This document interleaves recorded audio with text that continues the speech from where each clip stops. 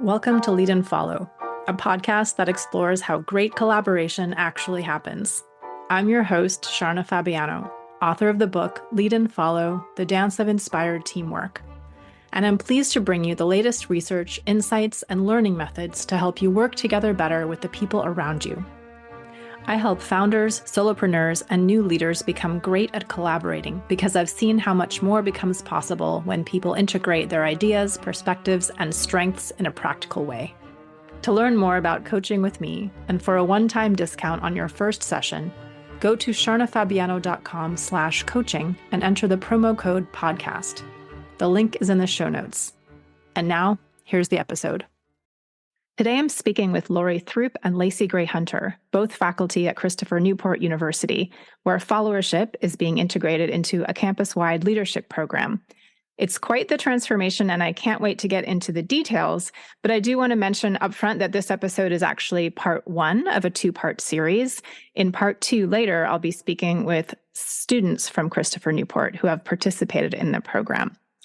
But for now, I'll welcome first Throupe, Leadership Studies faculty and faculty director of academic success. Lori is a passionate relator and learner fascinated by followership, stories, identity, and humor.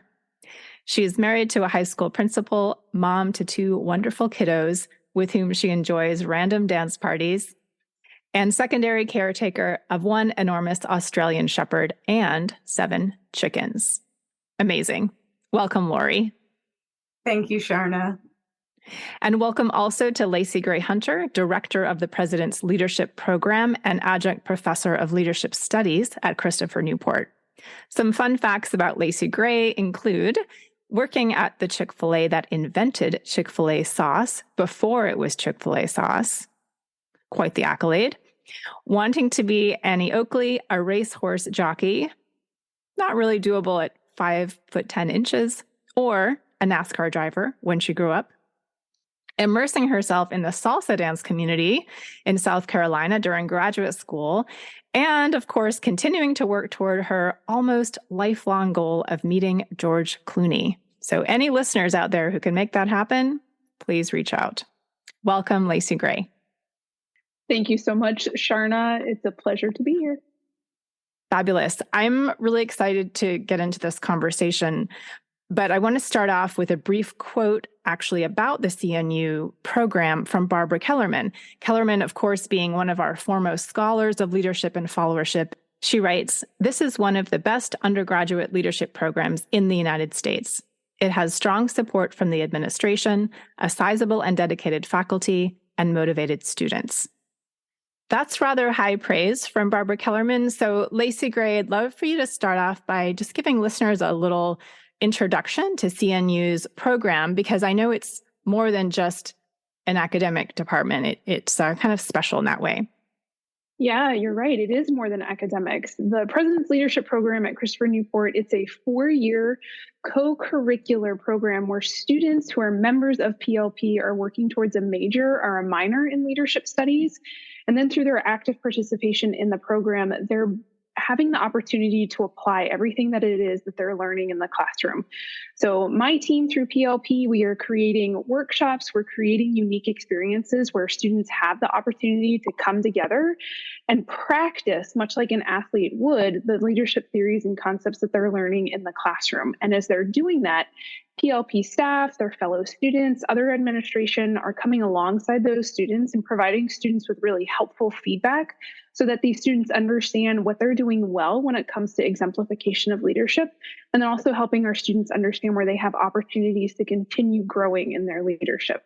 You know, anyone can study something and become a knowledge expert, say, in the field that it is they're studying. But what sets apart our PLP graduates is they have the ability to know these leadership skills, these theories, and then their lives are ones that demonstrate their ability to be effective leaders, not only just on campus, but outside of campus as well. So that is something that I believe sets apart this leadership program from others, is that really unique combination of theory to practice.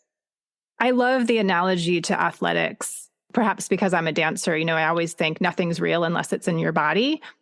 And especially something as wide-reaching as leadership, and followership for that matter, right? It's almost not real until it's applied, until it is contextualized. I wonder if there are any examples you could give just to make this a bit more real for listeners, like, rather than practicing your soccer drills, right? As an athlete, like what are you practicing when you're part of this program? Mm-hmm. Yeah, you're practicing the ability to make decisions. You're practicing the ability to advocate for a point of view. You're practicing the ability to navigate ambiguity, and you're practicing the ability to understand when you are the individual who's responsible for the final decision. And you're practicing your ability to discern when you are the individual who's part of a team that's helping an individual make that final decision. So some of the ways that we work with students to play on the practice field is we walk students through simulations where they're in groups and they're trying to solve a problem. Some of the other examples include having students serve in the local community where they're working with a nonprofit to identify a problem in the community and then working with that nonprofit organization to develop solutions to that. So students are getting those experiences as a result of being a PLP student. Amazing. So cool. So cool. I want to kind of come back to that application question later, I think, when we get some more information about the followership. So at some point, you two decided, you know what this leadership program needs? It needs followership. I'm just wondering what the origin story of that is. Like, how did that come about? Yeah, well, what's really cool, and Lori, I'm going to hand it to you in a second. What's really cool, so my role within the program, I am housed within our Division of Student Affairs and have been given the opportunity to engage with our students, not just outside of the classroom, but also in the classroom as an adjunct professor. And we identified a need to help our students develop the skill of partnership. And that was really where this idea to co-teach leadership class was offered. So I'll hand it over to her. Thanks, Lacey Grey. We definitely have a unique history here. Lacey Grey and I are both graduates of the program, which I think is revealing. And I was formerly on the co-curricular leadership development side, and we have a substantial number of students who are a part of the program, well over 1,000. And the academic side of our curriculum is set up where students are required to take 4 core courses, and then they get to choose from 2 electives.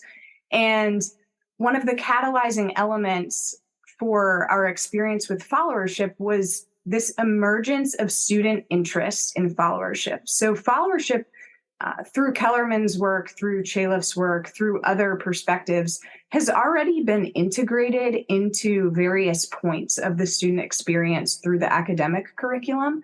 But we've always noticed that students get excited about thinking about things from the followership perspective. And when they get that opportunity to think about, it's particularly in contrast to the power perspective, what are individuals doing when they're not in particular positions of power?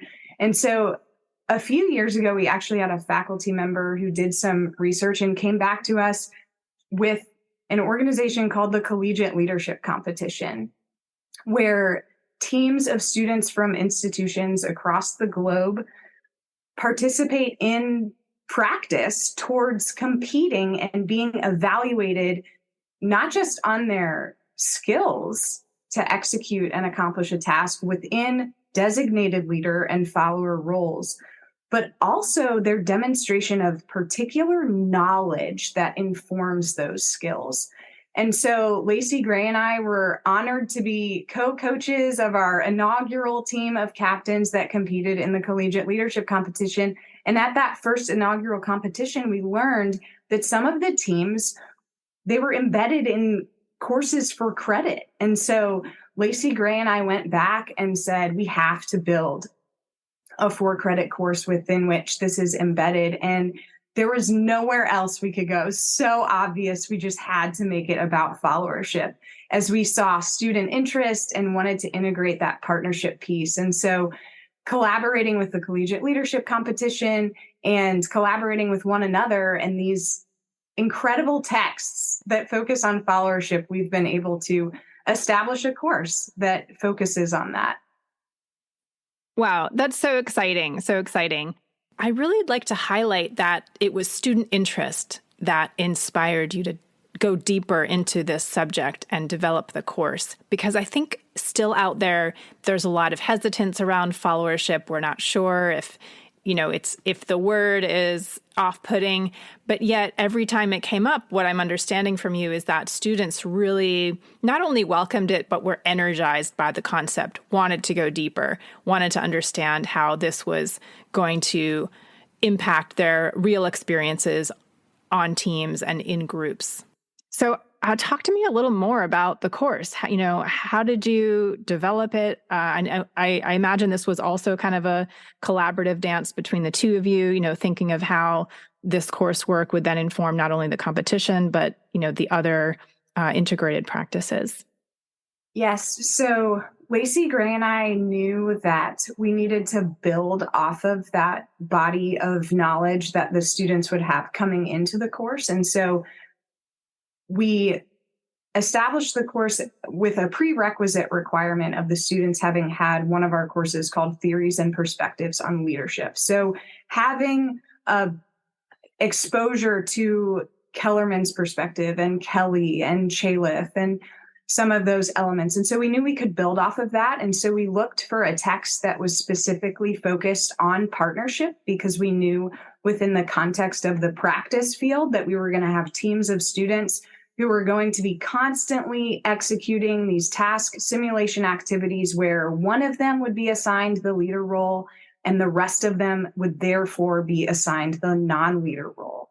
And so we wanted to zoom in more clearly on that dance, on what happens between someone when you are assigned the leader role and you're responsible for overseeing the process, and when you're in the non-leader role, the follower role of helping to accomplish that task, and even the dynamic element of the fact that the leader follower roles can even switch within that process. And so I came across Mark and Samantha Hurwitz's text, Leadership is Half the Story. And so that's what we landed on alongside Chalif's work, The Courageous Follower.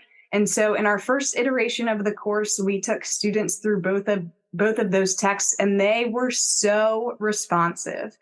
And so we were sort of struck by what we had come across in this combination of the Hurwitz's work and Chalif and the practice field of leadership. And I would be remiss if I didn't mention, and Lacey Grey, I'll kick it to you for this, but incorporating the incredibly important role of feedback within that relational partnership. And I know, Sharna, your work speaks to this as well. So I'll kick it over to Lacey Grey to talk more about how we approach that feedback piece.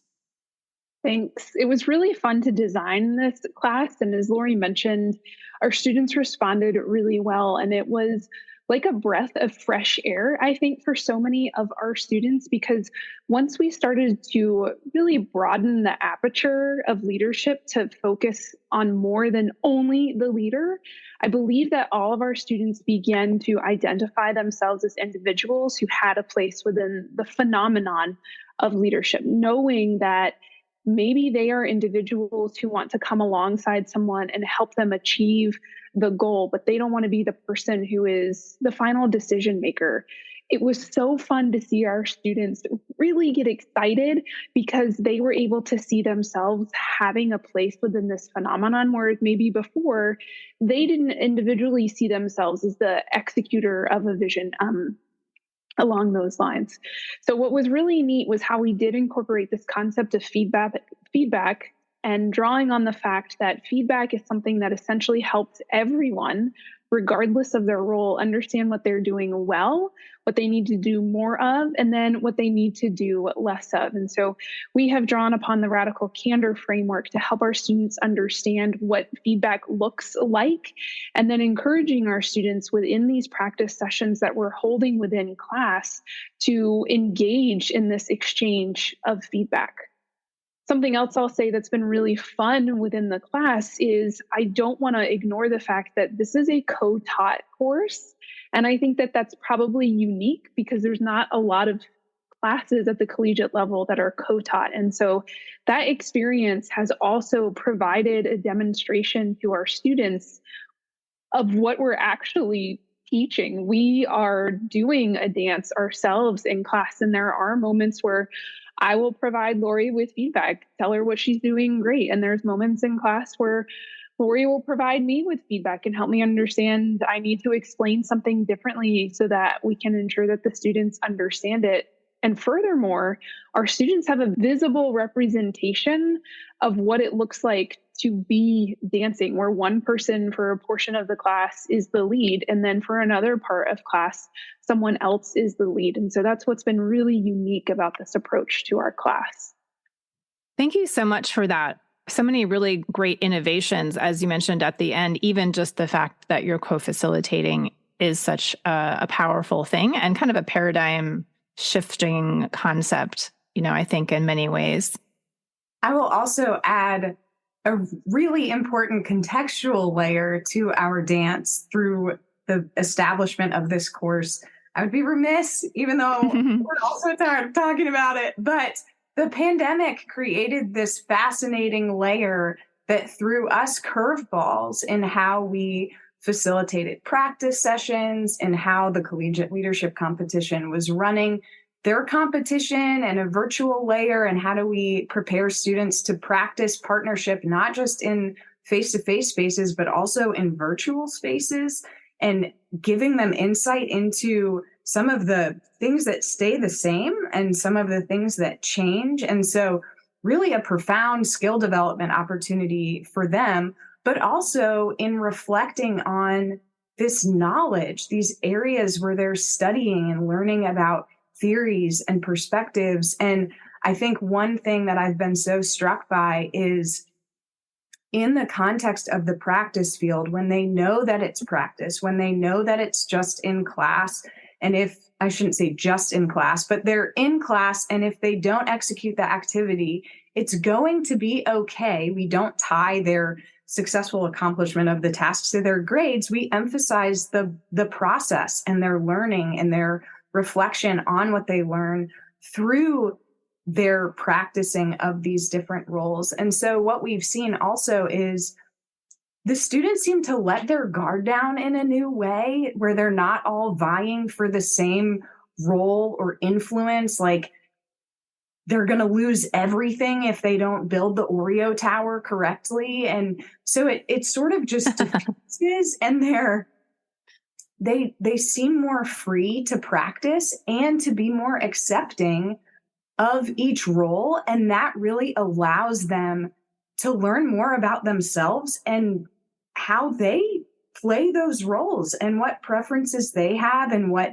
limitations they have when they're in the leader role versus the follower role. And so the power of the awareness that they experience and the willingness to experiment and fail and to go home and have it not just be okay, but actually immensely valuable, where they're able to reflect on that and articulate something. And then next week they come back and say how they applied that in their some practical group experience that they're a part of that has nothing to do with the class, where they're reporting back on using the tools, using the concepts that they're learning in class to make a real difference that they're seeing in the things that they care about. And that's what we care about, is that they are able to engage the conversation of leadership studies well, and that they are able to push forward the things that they believe will contribute to human flourishing overall. Well said, Lori. In fact, I hear you both speaking very clearly to the sense of freedom and personal capacity that students are discovering in practice when they have this new role to play, specifically followership. In other words, when they don't need to wait until they are the leader to have a consequential role. And I think this is such a crucial corrective to the prevailing view that leadership equals power and influence, because that is just not the whole truth. There's so much effort to generate things in teams like initiative, agency, contribution, but we're just hitting this hard ceiling when we only use the leadership lens. And those things actually come to us much more easily when we're intentionally creating reciprocal leader-follower relationships. Would you say that's consistent with your observations here? It is consistent with my observation because looking more outside of the classroom and seeing how students are engaging differently once they're made aware of the value that exists within identification as a follower and ownership of a follower role. And so once our students are exposed to the fact that followership is very different than followership, once our students understand that there is a responsibility, and it's a very heavy responsibility for a follower, once our students are exposed to that reality, once our students are made aware of the fact that being a follower means that you possess power and influence, it changes how they see themselves in the relationship of leadership. And so once they see that, once they're exposed to it, I have seen it increase their ability to advocate for their point of view. I've seen students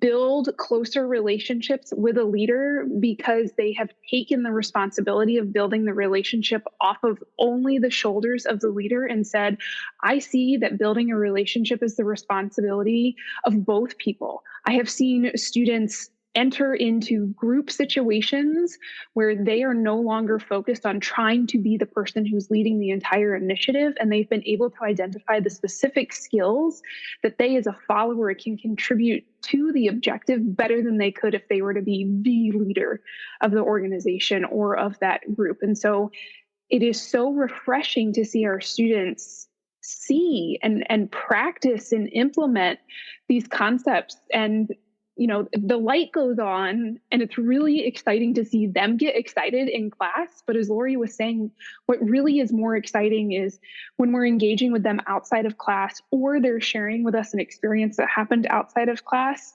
that is evidence of what we're talking about probably being a little bit more than a theory. Fabulous. You're giving an excellent preview for part 2, by the way. Can't wait to hear from these students. Lori, go ahead. Okay. This might seem cheesy, but it reminds me of, I have a 6-year-old daughter, and when I put her hair in a ponytail, I have to hold a different mirror in front of her as she looks in the mirror so that she can see her ponytail.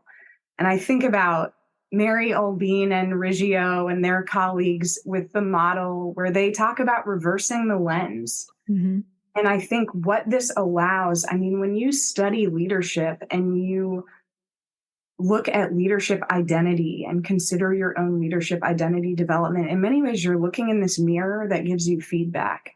But then when you add the followership perspective, it's in that second mirror, and it lets you see in such a way where it has to be an aha moment, because it gives you that perspective, so much so that we see students almost turn completely around where they want to gaze into the followership mirror and then let the leadership mirror be the smaller feedback mechanism in many ways, because they recognize the proportion of time they spend in followership roles is incredibly greater than the proportion of time that they currently spend in leader roles. And so I think about that analogy of just the profound feedback that we get from looking in a mirror and reversing the lens and looking at it from a different perspective. And so I really appreciate that. We've had students articulate some pretty incredible things where they will share that they now beg for the follower role. I know that I'm better at supporting you than I think I know how to lead you in this task. And so even that's where we see it affect their teamwork and their ability to receive a task and discern not just group related roles, but also task related roles within that. I love the ponytail analogy. Yeah, it's just, again, a similar experience I've had in my previous career in dance, where I had a lot of students learning both roles, and it was always a revelation. Oh, now I get it, right? It's like they suddenly see the entire crystal, right? Rather than one side. I'd love to ask, now that you've been in this process with each other and with students for quite a while. What changes have you noticed in your own work or in your own lives as a result of the deeper exploration of followership and of leader-follower connection? Yeah, I think that if you as a educator aren't at least somewhat changed by what it is that you are sharing with others, then you may need to reevaluate what it is that you are sharing. And so I think for me in my own life, it has provided empowerment in the role of follower and helped me understand where I can be a better follower. What do the people who are leading me need to know from me? How can I better follow them? In dance, we talk about backleading and how frustrating that can be when you're on the dance floor and you're supposed to be the person leading, but the person you're dancing with is trying to control the dance themselves. And all of a sudden the roles are muddied and it becomes very chaotic and clumsy and very frustrating. And so it's recognizing, at least in my own life, okay, when am I the follower? What does it mean to be an effective follower in this particular situation? And what is the type of feedback that my leader is getting from me as a result of me doing what my role is calling for here? And so it has made me more aware of that. And secondly, it's also made me acknowledge and seek out people who are being really great followers and having the gumption to tell them, hey, you're being a really good follower, which in and of itself, culturally is somewhat of a little difficult, just given the cultural views that exist within followership. But as I mentioned earlier, it's about that value. If we're placing a value on leadership being something that involves leaders, followers, and context, we've got to acknowledge all of the people that are in that. And then we have to acknowledge what our particular role is in that situation. So at least for me, that's some of the ways that it has changed me as well. And I'm sure Lori has some really great thoughts too. Thank you so much for that. Now I'm thinking back on my own dance career and the phenomenon of backleading, which of course is super familiar to me. And what I remember most about it is how much people would complain about it. And the remedy seemed to be at the time, just stop it, just don't do it. And of course, with a physical practice especially, you can't just stop doing something. You have to replace it with something else. And so with my teaching of dance, I found that just as you're describing here, it was by very carefully articulating, demonstrating, and delineating exactly what the techniques of followership were, what exactly those special responsibilities and contributions were that allowed people to not stop doing something, but to start doing something different. And once they were there in that role of followership, fully embracing it and understanding it, there was so much to explore that it would just never occur to them to do something that would be classified as backleading. In fact, in retrospect, I feel like the backleading phenomenon is just a manifestation of not having something to do, right? So whether we're in a partnership on a dance floor or a member of a team, everyone wants to contribute. We want to bring ourselves into the process. We want to be part of it. But if we're not given a way to do that, then it's going to kind of come out sideways, or if we've been told only leaders contribute, only leaders are influential, then we're going to try to lead even if we're not in a leadership role. And that's going to cause conflict. It's going to cause dysfunction.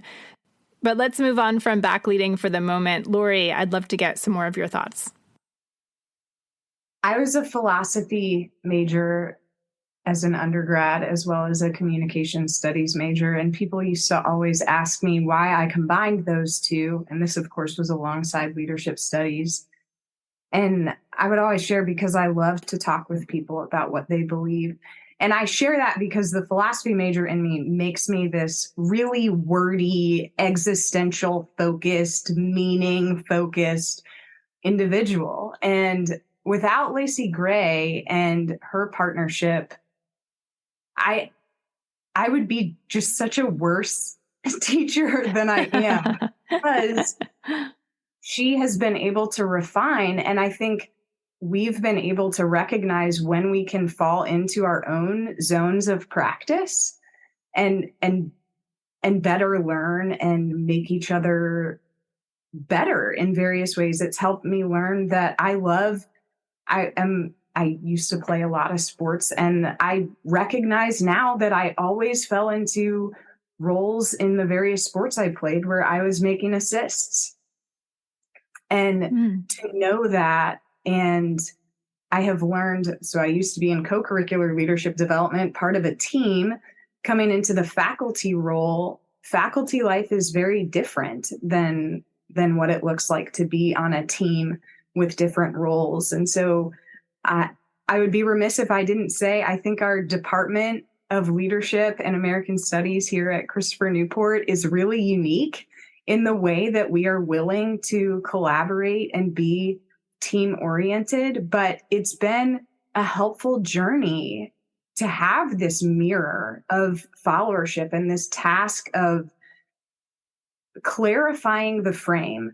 I think that is a huge takeaway for me personally, and that the Hurwitzes talk about, that the leader role is responsible for establishing the frame, and the follower role is responsible to operate within that frame and to create within that frame. And I think that clarity alone, the role clarity, creates a frame that we can all dance with. Yes, love it. I am so here for the role clarity, and I too love the Hurwitz model of partnership, frame and create within the frame, just like dancers do. Lacey Grey. Something else that I've seen as a result of us talking about followership is it's really equipping our students for the reality of the world post-graduation. And I've had some conversations recently with some graduates who have shared that they wish that they had been given a deeper dive into the roles, responsibilities, skills of being a follower, because they're going out into the world and they're not the individuals. For many, many years, usually there's a handful of students who graduate and go on to immediately be at the top of an org chart. But many of our students aren't at the top of that org chart. And it's required that they understand how to be a follower. And if we're only literally giving our students half of the story, how are we equipping them for the reality of entering into an organization where for the first few years, the only option for them is to be a follower? And when you've only learned one part of the dance, right, it makes it really hard for you to engage in the role of the dance that's only available to you. So if it's only follower, how have we equipped our students to actually be successful in those positions? And it's by empowering them, it's changing the narrative on followership. In my fantasy of the future, all university leadership departments and programs include followership. So for me, the two of you and Christopher Newport are providing a really invaluable and instructive model in a very practical sense of what our future could look like. So I'd love to hear anything else you might want to share with other program directors, faculty who might be curious about creating their own followership course inside of an existing leadership curriculum, or introducing the ideas as you have. Of course, we'll list the books that you're using as resources as well. I think something that's worth considering is case studies. And also, if you are an individual who is doing co-curricular leadership development, incorporating questions that are focused on followership into your facilitation and even your reflections. So we know that there's power in leadership case studies. There's also power in followership case studies. And most any case study that you're using to analyze leadership exemplification, I would argue that you could also analyze followership exemplification in that. I also think that it's really, really important when you're doing activities outside of the classroom to have the students focus on those follower roles. And so often we're quick to create teams, right? Think back to like elementary school when you were divvying up for teams on recess, and two people were appointed leaders and then everyone chose their followers. What if we reversed it? How can we change that narrative? So rather than picking leaders, what if you picked your followers and then your followers work together to pick their leader from within that group? So it's like Lori was saying earlier, how are you using that mirror? And I think outside of the classroom, it's really important that we're asking those questions, focusing on those roles that are specifically related to followers as well. Okay, my mind has just been forever blown with your recess example. I love that. And now that it's in my head, I think it's going to be there forever. Thank you so much. Those are a whole bunch of great suggestions. Lori, let's go to you.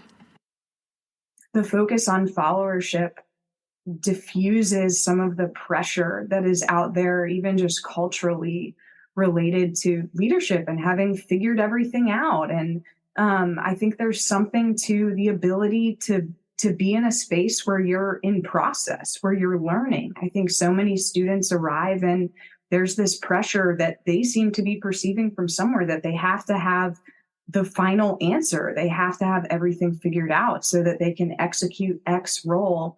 And I think this sets them free from that, and even asking them questions and allowing them to reflect on areas where they've already experienced the role of being a follower as a means of exploring leadership greatly. And we know that there is research about leadership identity development. So too, to Lacey Gray's point, what happens with followership identity development? And so I think there are a lot of exciting things on the horizon.